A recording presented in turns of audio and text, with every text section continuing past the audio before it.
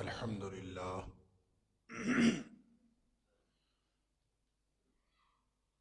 الحمد لله نحمده ونستعينه ونستغفره ونؤمن به ونتوكل عليه ونعوذ بالله من شرور أنفسنا ومن سيئات أعمالنا من يهده الله فلا مضل له ومن يضلل فلا هادي له وأشهد أن لا إله إلا الله وحده لا شريك له وأشهد أن محمدًا عبده ورسوله أرسله بالحق بشيرا ونذيرا بين يدي الساعة فمن يطع الله ورسوله فقد رشد واهتدى ومن يعص الله ورسوله فقد ضل وغوى فإنه لا يضر إلا نفسه ولا يضر الله شيئا نسأل الله ربنا أن يجعلنا ممن يطيعه ويطيع رسوله ويتبع رضوانه ويجتنب سخطه فإنما نحن به وله أما بعد فإن خير الحديث كتاب الله وخير الهدي هدي محمد صلى الله عليه وآله وسلم وشر الأمور محدثاتها وكل محدثة بدعة وكل بدعة ضلالة وكل ضلالة في النار فأعوذ بالله السميع العليم من الشيطان الرجيم من همزه ونفخه ونفثه بسم الله الرحمن الرحيم لا تحسبن الذين يفرحون بما أتوا ويحبون أن يحمدوا بما لم يفعلوا فلا تحسبنهم بمفازة من العذاب ولهم عذاب أليم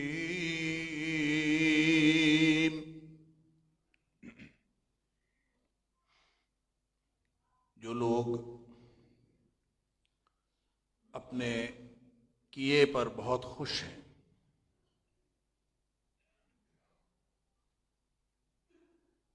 اور یہ چاہتے ہیں کہ جو کچھ انہوں نے نہیں بھی کیا اس پر بھی ان کی تعریف کی جائے، ایسے لوگوں کو آپ ہرگز یہ تصور نہ کریں کہ یہ عذاب سے بچ جائیں گے۔ وَلَهُمْ عَذَابٌ أَلِيمٌ، ان کے لیے بڑا دردناک عذاب ہے۔ اللہ کریم نے جس امتحان میں مجھے اور آپ کو، ہم سب کو مبتلا کیا ہے، اس میں صرف اعمال کی ظاہری شکل اور اعمال کا ظاہری نتیجہ نہیں دیکھا جاتا، بلکہ دل کی کیفیات بھی دیکھی جاتی ہیں۔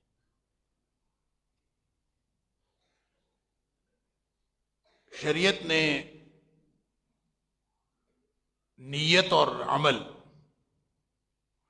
دونوں کو الگ الگ اہمیت تو دی ہی ہے۔ انما الاعمال بالنیات، اعمال کا دار و مدار نیت پر ہوتا ہے کہ آدمی کس نیت سے کیا کر رہا، اور وہ ایک ظاہری شکل ہوتی ہے اور ایک اس کی نیت اور ارادہ ہوتا ہے۔ اسی پر پوری دنیا کے قوانین فیصلہ کرتے ہیں کہ کوئی شخص جو ہے وہ ظاہری طور پر چاہے اس کا عمل کسی جرم کی نشاندہی نہ کر رہا ہو، تو جو ارادہ ہے اس جرم کا وہ بھی جرم قرار پاتا ہے۔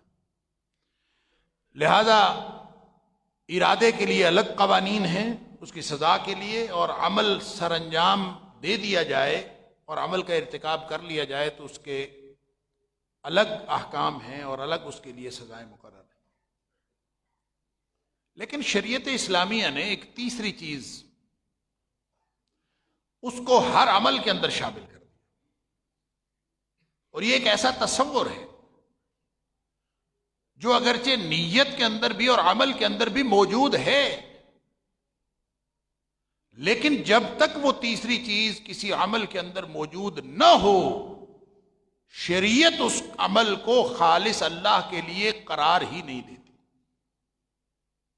اور وہ چیز ہے تقوی۔ یہ تصور دنیا کے کسی مذہب نے نہیں دیا، کسی قانون نے نہیں دیا، یہ صرف اور صرف شریعت اسلامیہ کا تصور۔ ارادہ آپ کا کیا ہے؟ آپ مسجد جا رہے ہیں، کرنے کیا جا رہے ہیں؟ عملاً آپ جا رہے ہیں، آپ سفر کر رہے ہیں، ظاہری عمل بھی ٹھیک ہے، نیت بھی ٹھیک، ارادہ بھی ٹھیک، لیکن سوال یہ پیدا ہوتا ہے کہ مسجد آپ کس مقصد سے جا رہے ہیں، کس کو راضی کرنا چاہتے ہیں؟ اللہ کو، یا اپنے دل کو، اپنے گھر والوں کو، اپنے باس کو، اپنے اہل محلہ کو؟ کس مقصد، آخر مقصد کیا ہے؟ کس کو راضی کرنا مقصود ہے، کس کی ناراضگی سے بچنا مقصود؟ ہو سکتا ہے بہت سارے لوگ اس لیے آتے ہوں کہ ان کے باس نے ان کی ڈیوٹی لگائی ہے کہ اگر مسجد نہ گئے تو تمہاری غیر حاضری لگا دی جائے گی۔ ہو سکتا ہے کسی کو کوئی ڈر ہو سکتا ہے کسی کا کوئی لالچ ہو، اور ہو سکتا ہے کسی کی اپنی ذاتی خواہش ہو۔ اس کا مسجد میں دل لگتا ہے، اس کی بس خواہش ہے کہ میں نے جانا ہے مسجد، یا پھر صرف وقفہ کرنا مقصود ہے، کام سے تو چھوٹیں گے 1 گھنٹے کے لیے، آدھے گھنٹے کے لیے مسجد میں چلے جائیں۔ یہ جو مقصدیت ہے، یہ اگر واحد نقطے پر مرکوز نہ ہو، واحد نقطہ، اور وہ کیا ہے کہ میں نے اللہ کی ناراضگی سے بچنا ہے اور اللہ کی رضامندی حاصل کرنی، اگر یہ واحد مقصد ہو تو اس کا نام تقوی ہے کہ میں اللہ کو راضی کرنا چاہتا ہوں، اللہ کی ناراضگی سے بچنا چاہتا ہوں۔ دل میں یہ احساس آ جائے کہ کہیں میرا اللہ ناراض نہ ہو جائے، دل میں یہ احساس آ جائے کہیں میں اپنے اللہ کی رضامندی سے محروم نہ رہ جاؤں۔ جس کے دل میں یہ احساس پیدا ہو گیا اور پھر اس نے اپنے ہر عمل سے پہلے یہ سوچنا شروع کر دیا کہ اس کام میں میرا اللہ راضی ہے یا ناراض، تو وہ متقی ہے۔ لہذا وہ ہر عمل کو قلبی کیفیت کے ساتھ جوڑ کے دیکھتا کہ کس قلبی کیفیت کے ساتھ عمل سر انجام دیا جائے۔ لہذا نہ وہ صورتیں دیکھے گا. ان اللہ تعالی لا ينظر الى صورکم ولا الى اموالکم. اس نے نہ صورتیں دیکھنی ہیں، نہ شکلیں دیکھنی ہیں، نہ مال دیکھنا ہے، کون کتنا امیر تھا، کس کی شکل اچھی تھی، کون کیسا تھا، یہ نہیں دیکھنا. وَلَكِنْ يَنْظُرُ إِلَىٰ قُلُوبِكُمْ وَأَعْمَالِكُمْ. تمہارے دلوں کی کیفیات دیکھے گا اور تمہارے عمل کی ظاہری صورت بھی دیکھے گا کہ وہ اللہ کے لیے تھی، اللہ کے رسول صلی اللہ علیہ وسلم کے طریقے کے مطابق تھی. اگر تھی تو ٹھیک. لیکن مسئلہ یہ ہے کہ جب معیار اللہ کا تقوی نہیں رہتا تو پھر معیار کیا بن جاتا ہے؟ معیار فالوئنگ بن جاتی، معیار دل کی خوشی بن جاتی. معیار صرف یہ ہوتا ہے کہ کتنے لوگ میری کتنی تعریف کر رہے ہیں. میں نے پچھلے جمعے میں لائف سٹائل کی بات کی تھی کہ جب آدمی ایک طرز زندگی اختیار کر لیتا ہے اور دانستہ طور پر یہ طے کر لیتا ہے کہ میں نے اللہ کے رسول صلی اللہ علیہ وآلہ وسلم کی دی ہوئی طرز زندگی اور طرز حیات پر زندگی نہیں گزارنی، میں نے اپنی مرضی سے گزارنی ہے، یا میں نے مغرب کی نقل کر کے گزارنی ہے، یا میں نے دنیا کا فیشن دیکھنا ہے، یا میں نے اہل محلہ اور اہل شہر کے فیشن پر چلنا ہے. جب ایک آدمی طے کر لیتا ہے کہ اس نے نبی اکرم صلی اللہ علیہ وآلہ وسلم کی سنت پر عمل نہیں کرنا، آپ کو اسوہ نہیں بنانا، فیصلہ کرتا ہے، اللہ تعالیٰ اس سے نیکی کی توفیق چھین لیتا. اس کا پھر پورا طرز زندگی اس کے مطابق ڈیولپ ہوتا. پھر وہ سنت، پھر سنت کی پابندی، پھر نبی اکرم صلی اللہ علیہ وآلہ وسلم کے معمولات، وہ آپ کی زندگی میں فٹ ہو ہی نہیں پاتے. یہ اللہ کی طرف سے ایک عذاب کی کیفیت ہوتی ہے کہ اس شخص کو وہ چاہے بھی سنت پر عمل کرنا تو اس کو کبھی توفیق نہیں ہوتی کہ سنت پر عمل کرے. اس کی میں نے ایک چھوٹی سی مثال دی ہے کہ آپ، ہمارے بچے جو ہیں وہ ناشتہ نہیں کرتے. ہمارے بچے رمضان میں روزہ رکھیں بھی تو سحری سے بڑی جان چھڑاتے ہیں، کہتے ہیں سحری کیے بغیر روزہ ہو جاتا ہے بس ٹھیک. کیوں؟ اس لیے کہ جس کا جو طرز حیات غیر اسلامی ہے، جو طرز زندگی غیر اسلامی ہے، تو 24 گھنٹے کے معمولات اس کے مطابق ترتیب پاتے ہیں، اس میں ناشتہ اور سحری فٹ نہیں ہوتے. ایک بالکل چھوٹی سی مثال. اللہ حاضل قیاس. کتنی ہی باتیں لوگ میرے سے مسئلہ پوچھتے ہیں کہ فلاں ماحول میں رہتا ہوں، اگر اس میں سنت پر عمل کروں تو لوگ مجھے عجیب و غریب باتیں کریں گے. یہ میں کسی پڑھے لکھے آدمی کی بات کر رہا ہوں. ان پڑھوں کی بات ہی ہو، وہ تو مسئلہ بھی نہیں پوچھتے. میں ایسے ماحول میں ہوں، میں سنت پر عمل کروں تو لوگ مجھے باتیں کریں گے، لہذا میں اس ماحول میں فلاں فلاں سنت پر عمل نہیں کرتا. تو میرے لیے کیا یہ گنجائش نکلتی؟ میں نے کہا سبحان اللہ، میرے سے فتویٰ لے کر سنت کی خلاف ورزی کرنا چاہتے ہو؟ مجھ سے سنت کی خلاف ورزی کا فتویٰ لینا چاہتے ہو؟ مسئلہ کیا ہے؟ مسئلہ صرف یہ ہے کہ ہم یہ چاہتے ہیں کہ ہماری بد تعریفی نہ ہو، تعریف ہو.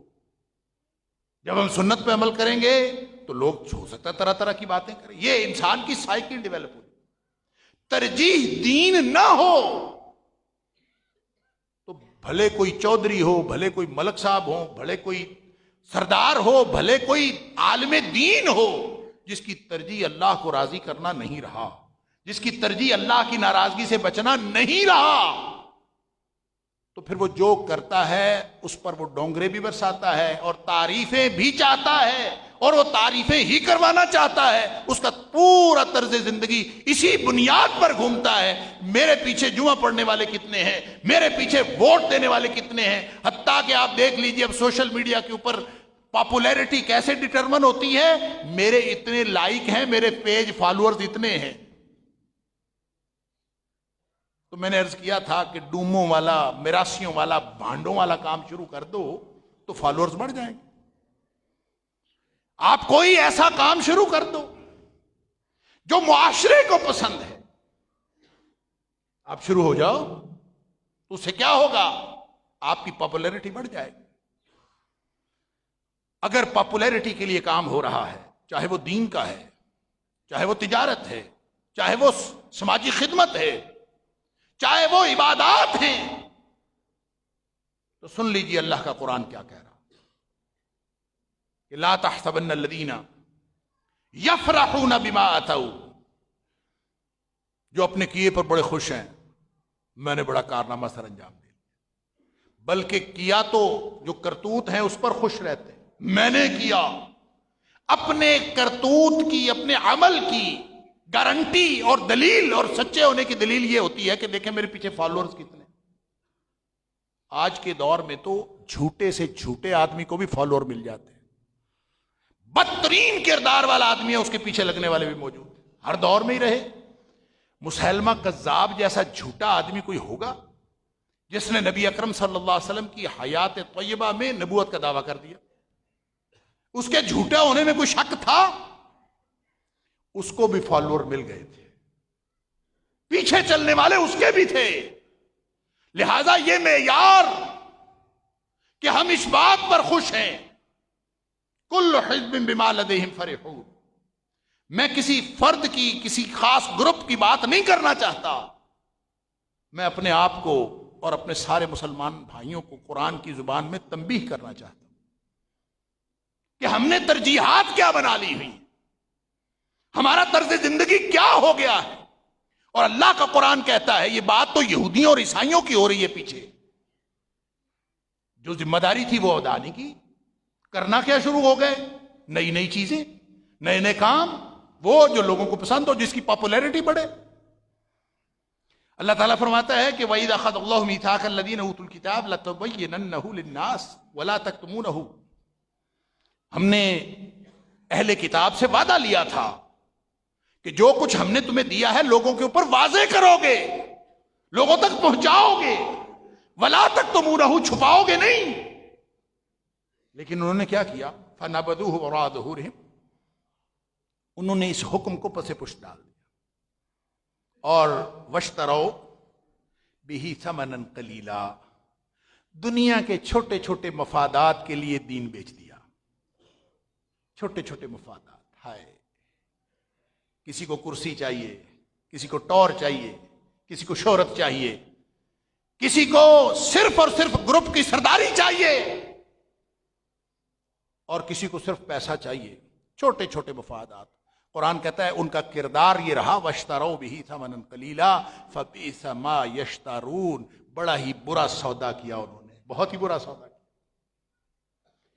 اللہ اکبر۔ دور حاضر میں یہ کردار تو ان کا تھا، اور فرمایا ایسے لوگ جو اپنی فالوئنگ سے خوش ہوتے ہیں، اپنے کام کی شہرت سے خوش ہوتے ہیں، یا پھر ان کا دل یہ ہوتا ہے کہ کام چاہے کیا چاہے نہیں کیا، تعریف تو ہو، کم از کم لوگ علامہ تو کہیں، لوگ محسن ملت تو کہیں، کوئی القاب تو دیں،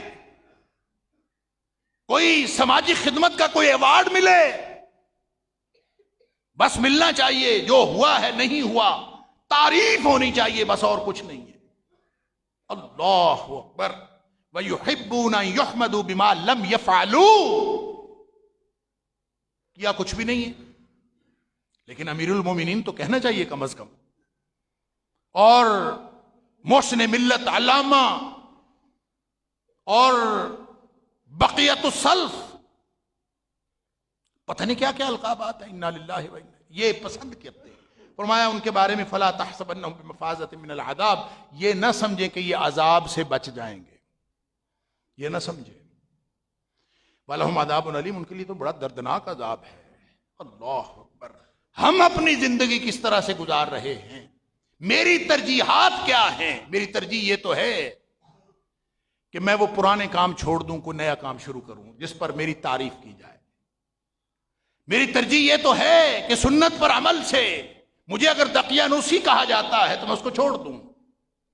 نبی اکرم صلی اللہ علیہ وسلم نے فرمایا تھا بَدَأَ الْإِسْلَامُ غَرِيبًا وَسَيَعُودُ غَرِيبًا، اسلام جب آیا تھا نا، اس وقت بھی معاشرے کے لیے مانوس نہیں تھا، اجنبی تھا. لوگوں نے اس کو اجنبی سمجھا، نامانوس تھا، کوئی اس کو پہچانتا نہیں تھا، کوئی اس کو جانتا نہیں تھا. اور اسلام والوں کی طرف لوگ انگلیاں اٹھاتے تھے کہ دیکھو یہ کون لوگ ہیں، معاشرے میں اجنبی، مس فٹ.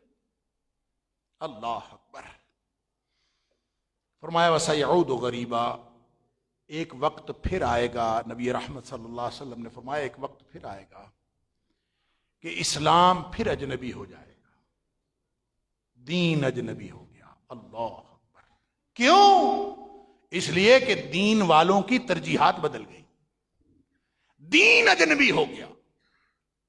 لیکن آپ نے ساتھ یہ فرمایا وَطُوبَى لِلْغُرَبَاء.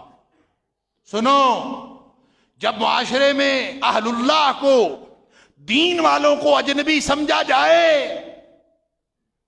تو وہ یہ نہ سمجھیں کہ ہمارے لیے کوئی مشکلات کھڑی ہیں، وہ یہ نہ سمجھیں کہ اب ہم ناکام ہو گئے ہیں. جس دن اللہ کی اور اللہ کے رسول صلی اللہ علیہ وسلم کی اطاعت پر معاشرے میں آپ کو اجنبی سمجھا جانے لگے، نبی اکرم صلی اللہ علیہ وسلم نے خوشخبری دی طوبیٰ للغرباء. ایسے اجنبیوں کے لیے تو بڑی خوشخبری ہے، یہ تو بڑے سعادت والے لوگ ہیں. بعض محدثین نے کہا، کیونکہ قرآن میں بھی طوبیٰ کا لفظ ہے، طوبیٰ، بعض مفسرین اور محدثین نے کہا ہے بعض روایات کی روشنی میں کہ طوبیٰ جنت کے ایک خاص باغ کا نام ہے جو ان لوگوں کو ملے گا جن کو معاشرے میں دین کی وجہ سے، دین پر عمل کی وجہ سے جن کو اجنبی اور نامانوس سمجھا جاتا ہے، دقیانوسی، پتہ نہیں کس دور کے، یہ پتہ نہیں کون لوگ ہیں. اللہ اکبر.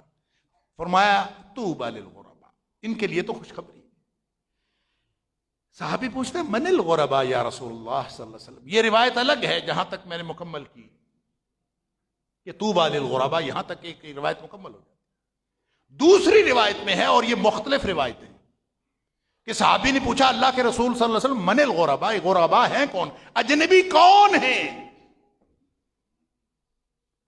فرمایا الذین یحیون سنتی ویعلمونها عباد اللہ. جو اس دور میں جب اسلام نامانوس اور اجنبی ہو جائے، جو اس دور میں میرے طریقے کو زندہ کرتے ہیں اور لوگوں کو بتاتے ہیں کہ نبی اکرم صلی اللہ علیہ وسلم کا طریقہ یہ ہے، جو اس دور میں یہ بتاتے ہیں، ان کے لیے نبی اکرم صلی اللہ علیہ وسلم جنت کی خوشخبری دیتے ہیں. اللہ اکبر. لیکن ہماری ترجیحات بدلی.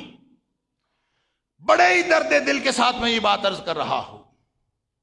اب ہم آج تک فخر کرتے آئے اور خوشی کا اور اطمینان کا اظہار کرتے آئے کہ دین اگر آج تک بچا ہوا ہے تو وہ مدارس کی وجہ سے بچا ہوا.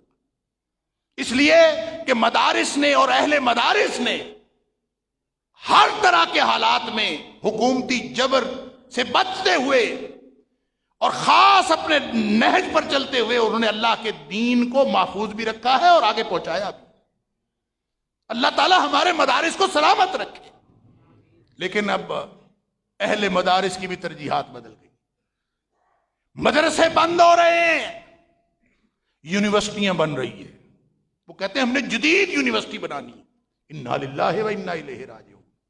نبی اکرم صلی اللہ علیہ وآلہ وسلم کا دین جس مدرسے میں پڑھایا جاتا تھا، اب ترجیح یہ ہے کہ وہاں یونیورسٹی بنے گی، وہاں پہ MBA کرایا جائے گا، وہاں پہ وہ علوم جس سے شہرت ملتی ہے، وہ علوم جس سے انسان دنیا کے ساتھ شانہ بشانہ چل سکتا ہے، ہم وہ علوم پڑھائیں گے. لہذا مدرسہ بند کر دیا جائے. اور مجھے یہ علم ہوا، میرے علم میں یہ بات آئی کہ شیخ الحدیث کو وہاں پہ دھمکیاں دے کر مدرسے سے نکال دیا گیا ہے. کیوں؟ اس لیے کہ تم حدیث پڑھاتے ہو، ہم نے یہاں پہ BCom کروانا ہے، ہم نے یہاں پہ MBA کروانا ہے، ہم نے یہاں یونیورسٹی بنانی. یہ دین کی ترجیحات ہیں، یہ اہل اللہ کی ترجیحات ہیں، یہ وہ ان لوگوں کی ترجیحات ہیں دنیا میں اپنے آپ کو اللہ والے کہتے ہیں، جن کے چہرے اللہ والوں کے ہیں، جن کی شخصیات اللہ والوں کی ہیں، جن کی شہرت یہ ہے کہ اللہ والوں کے ہیں. انہوں نے مدرسے چھوڑ کر یونیورسٹیاں بنانا شروع کر دیں تاکہ دنیا کے ساتھ چل سکیں. اللہ کے رسول صلی اللہ علیہ وسلم کا دیا ہوا دین پرانا ہو گیا. اللہ کے رسول صلی اللہ علیہ وسلم نے جو دین دیا تھا، جو مدارس کی وجہ سے قائم تھا، وہ پرانا ہو گیا.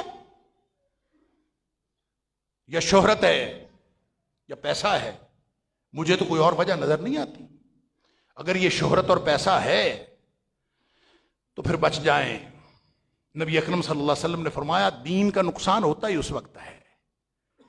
سبحان اللہ. حضرت کعب بن مالک رضی اللہ تعالیٰ راوی، نبی اکرم صلی اللہ علیہ وسلم، اور صحیح حدیث ہے، ترمذی شریف میں بھی ہے، دارمی میں بھی ہے. نبی کریم صلی اللہ علیہ وسلم فرمایا اللہ اکبر، ما ذئبان جائعان ارسلا فی الغنم بافسد لها. دو اگر بھوکے بھیڑیے کسی بکریوں کے ریوڑ میں چھوڑ دیے جائیں، بھیڑیے وہ بھی دو اور وہ بھی بھوکے، اور چھوڑ دیا جائے ان کو بکریوں کے ریوڑ میں، نبی اکرم صلی اللہ علیہ وسلم فرمایا بِأَفْسَدَ لَهَا، وہ اتنا نقصان نہیں کرتے اس ریوڑ کا جتنا نقصان من حرص المرء بالمال والشرف لدینہ، جس شخص کا کہ دل میں حرص آ جائے مال کی اور شہرت کی. بس جس کے دل میں حرص آ گئی، فرمایا اس کا دین کا بیڑا غرق ہو جاتا ہے. اور جتنا نقصان یہ حرص مال کی اور حب جاہ، حب مال اور حب جاہ، جتنا نقصان یہ کرتی ہے نا، اتنا نقصان وہ دو بھیڑیے کسی ریوڑ کا نہیں کر سکتے جتنا نقصان یہ دو چیزیں دین کا کرتی. لہذا مجھے تو سمجھ نہیں آتی کہ میں اور آپ جن کا تعلق دین کے ساتھ ہے، اگر ہماری ترجیح بھی دین نہیں رہا تو پھر دین کس کی ترجیح ہے؟ اگر دین والوں کی ترجیح دین نہیں ہے، دین والوں کی ترجیح دنیا کمانا، ماڈرن، جدید، یہ کیا ہوتا ہے؟ نبی کریم صلی اللہ علیہ وسلم کا دین پرانا ہے. نبی پاک صلی اللہ علیہ وسلم شاید انہی فتنوں کے بارے میں فرمایا تھا بادروا بالاعمال فتنا، فتنے آنے سے پہلے پہلے عمل کر لو جتنے کرنے. فتنے آئیں گے کا قطع اللیل المظلم، اندھیری رات کی طرح چھا جانے والے فتنے ہوں گے، اندھیری رات کی طرح چھا جانے والے. اللہ اکبر. اور اندھیری رات کی طرح چھا جانے والے فتنے آنے سے پہلے پہلے عمل کر لو، اس کا مطلب ہے اس کے بعد دین پر عمل مشکل ہو جائے گا، اس سے پہلے پہلے کر لو. فرمایا جب وہ فتنے آ گئے تو پھر پتہ کیا ہوگا؟ اللہ اکبر. فرمایا یصبح الرجل مؤمنا ویمسی کافرا، صبح کو آدمی مومن ہوگا، شام کو کافر ہوا پڑا ہوگا. او یمسی مومنا ویصبح کافرا، شام کو مومن ہوگا، صبح کو کافر ہوا پڑا ہوگا. اللہ اکبر. کس وجہ سے؟ کیسے ممکن ہے کہ ایک آدمی صبح مومن ہو شام کو کافر ہو جائے؟ کیسے ممکن ہے کہ شام کو مومن ہو اور صبح کافر ہو جائے؟ اس لیے کہ جس کی ترجیح بدل گئی، اللہ کو راضی کرنا ترجیح نہ رہی، اپنے من کو راضی کرنا ہے یا آپ نے اپنی حرص پوری کرنی ہے. ارأیت من اتخذ الہہ ہواہ، قرآن کہتا ہے کہ یار تو نے ایسا شخص دیکھا جس نے اپنی خواہش نفس کو اپنا معبود بنایا ہوا. جب یہ فتنے کا دور آئے گا تو پھر ظاہر ہے جب ترجیحات بدلیں گی تو ایمان کہاں باقی رہے گا؟ پھر ایمان کی بنیاد پر فیصلے ہو رہے ہیں. اور سن لیجئے، جہاں ایمان کے بنیاد پر فیصلے ہونے بند ہو جائیں وہ معاشرہ کبھی رہنے کے قابل نہیں رہتا. اور یہ میں نے بات بہت طویل ہم نے جمعے کے اندر گفتگو کی کہ اس فتنوں کے دور میں ہم کیا کریں، ہم کدھر جائیں. اللہ اکبر. فتنے ہیں نا فتنے. میں یہ حدیث مکمل کر لوں کہ نبی کریم صلی اللہ علیہ وسلم نے فرمایا صبح مومن ہوگا شام کو کافر ہوا پڑا ہوگا، شام کو مومن ہوگا صبح کافر ہوا پڑا ہوگا. ایک بات صرف نبی کریم صلی اللہ علیہ وسلم نے آخری جملے میں یہاں ارشاد فرمایا یبیع الرجل دینہ بعرض من الدنیا، دنیا کے مقصد کے لیے آدمی اپنا دین بیچ ڈالے گا، دنیا کا مقصد حاصل کرنا، اللہ اکبر۔ اور وہ دنیا کے کیا مقاصد ہیں میں کسی بھی شخص کی نیت پر شک نہیں کرتا، آپ ظاہری طور پر ان مقاصد کو لے لیں، نیتیں سب کی اچھی ہیں، ہم ہر ایک کی نیت کو کہتے ہیں ٹھیک، لیکن وہ کرنے کیا جا رہے ہیں؟ جس دھرتی پر یہ پاک ارض پاک پر ایک شیخ الحدیث کو مدرسے سے صرف اس لیے نکالا گیا ہے کہ ہم نے اب حدیث نہیں پڑھانی یہاں پہ، قیامت ہی کوئی نہیں آئی، احتجاج ہی کوئی نہیں ہوا، کسی کو کچھ ہوا ہی نہیں، ہم نے کس چیز کو ترجیح بنایا، ہم نے کیا کیا، اور اس پر ہم چاہتے ہیں کہ ہماری شہرت ہو، اس پر ہم چاہتے ہیں کہ ہماری تعریفیں کی جائیں کہ ہم نے بڑا کام کیا ہے۔ اللہ کے بندو، جب اللہ والوں کی ترجیح دین نہیں رہا تو آپ کس سے توقع کرتے ہیں کہ اس کی ترجیح دین رہے؟ اللہ اکبر۔ یہ فتنوں کا دور ہے، فتنوں کا دور، اور فتنوں کے دور میں اندھیری رات کی طرح فتنے چھائے ہوئے ہیں، کچھ سمجھ نہیں آتی، وہ دیندار طبقہ ہو یا بے دین طبقہ ہو، انا للہ و انا الیہ راجعون۔ آج اگر یہ معاشرہ اور ہم معاشرے کے افراد ہم سب ذمہ دار ہیں، اس لیے کہ ہر فرد ہے ملت کے مقدر کا ستارہ، اگر ہم نے آج اپنے ہوش کے ناخن نہ لیے تو سمجھ لیں قیامت والے دن نبی اکرم صلی اللہ علیہ وسلم نے ہم سے ویسے ہی دستبرداری کا اعلان کر دینا ہے کہ ہم امتی نہیں ہیں نبی، ہم نے کیا کچھ باقی، کوئی کیا دیکھنا ہے باقی؟ نبی اکرم صلی اللہ علیہ وسلم بخاری شریف حدیث ہے، من سمع سمع اللہ بھی، جس نے دنیا میں صرف اس لیے کام کیا، مقصد کیا ہے کہ جناب میں ڈگری لوں گا، میں کسی منصب پہ ہوں گا، میں یونیورسٹی بناؤں گا، میں جدید ادارہ بناؤں گا، اگر مقصد یہ ہے، نیت اللہ جانتا ہے ہمیں نہیں پتا، اگر مقصد یہ ہے کہ میری شہرت ہوگی، نبی اکرم صلی اللہ علیہ وسلم نے فرمایا جس نے اس مقصد کے لیے کوئی کام کیا نا، ظاہر ہے مدرسے سے تھوڑی شہرت ہوتی ہے، آپ مدرسہ بنائیں، ساری دنیا آپ کے خلاف ہوگی، یہ ماحول مدرسے کو نہیں چلنے دیتا، اس لیے کہ دین اجنبی ہو گیا ہے، یونیورسٹی کو چلنے دیتا ہے، یہاں پہ دنیاوی علوم کو چلنے دیتا ہے، اسپیشلائزڈ ادارے انجینئرنگ کے ہوں چلنے دیتا ہے، اسپیشلائزڈ ادارے میڈیکل سائنس کے ہوں چلنے دیتا ہے، اور اسپیشلائزڈ ادارے بزنس کے ہوں چلنے دیتا ہے، اسپیشلائزڈ ادارے دین کے ہوں تو نہیں چلنے دیتا۔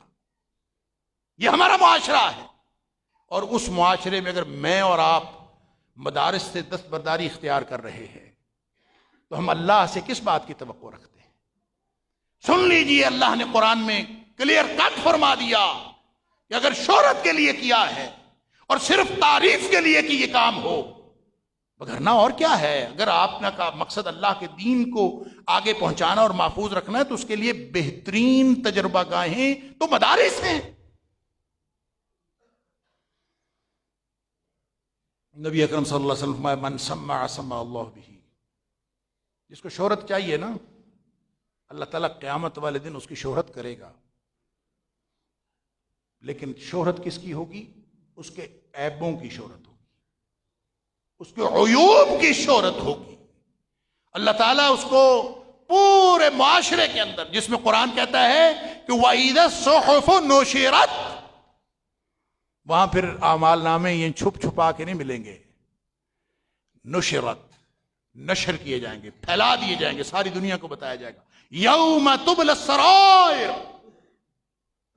قیامت والے دن سارے راز باہر آ جائیں گے کہ کس کا مقصد یہاں پہ کیا تھا، کس نے داڑھی کس مقصد کے لیے رکھی تھی، لوگوں کو دھوکہ دینے کے لیے رکھی تھی یا نبی کریم صلی اللہ علیہ وسلم کی سنت سمجھ کے رکھی تھی، کون کس لیے تقریریں کرتا تھا، کون کس لیے مدارس کھولتا تھا، کس نے کس مقصد کے لیے کون سا کام کیا، یہاں سب چھپے ہوئے ہیں۔ قیامت والے دن یوم تبلی السرائر، اس دن اللہ ساری دنیا کو بتائے گا یہ چودھری صاحب کیسے تھے، ان کی حرکتیں اور کرتوت کیا ہے، یہ مولوی صاحب کیسے تھے، یہ جناب شیخ صاحب کیسے تھے۔ قیامت والے دن سارے کے سارے القابات، ان کے راز باہر آ جائیں گے۔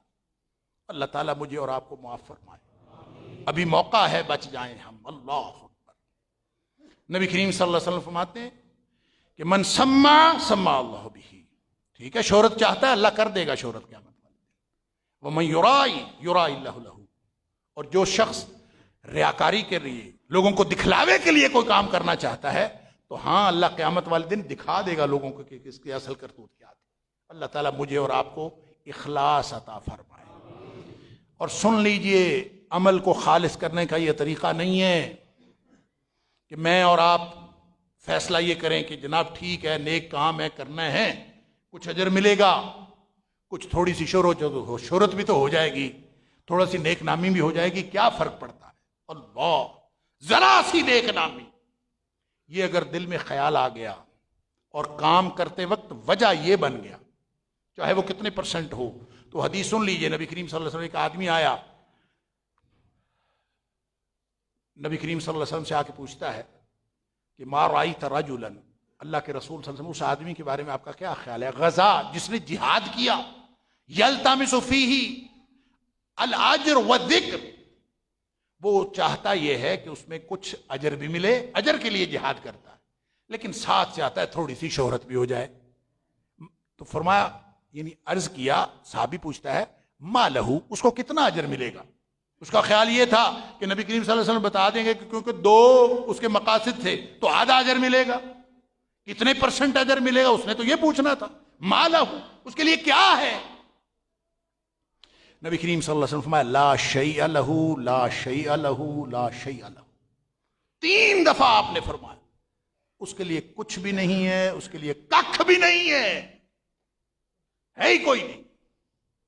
پھر نبی کریم صلی اللہ علیہ وسلم نے اصول بتایا، ان اللہ لا یقبل، اللہ من العمل، اللہ تعالیٰ کسی بھی کام کو قبول کرتا ہی نہیں ہے، الا ما کان لہ خالصا، سوائے اس عمل کے جو خالص اس کے لیے ہو، وابتغی بہ وجہہ، اور اس عمل کے ذریعے صرف اللہ کی رضامندی چاہی جائے، نقطہ ترجیح یہ ہو کہ میرا اللہ راضی ہو جائے۔ اللہ تعالیٰ مجھے اور آپ کو، ہم سب کو اپنے اپنے جو ہم ٹوٹے پھوٹے اعمال کر رہے ہیں، اللہ تعالیٰ اس میں اخلاص پیدا کرنے کی توفیق عطا فرمائے۔ وآخر دعوانا الحمدللہ۔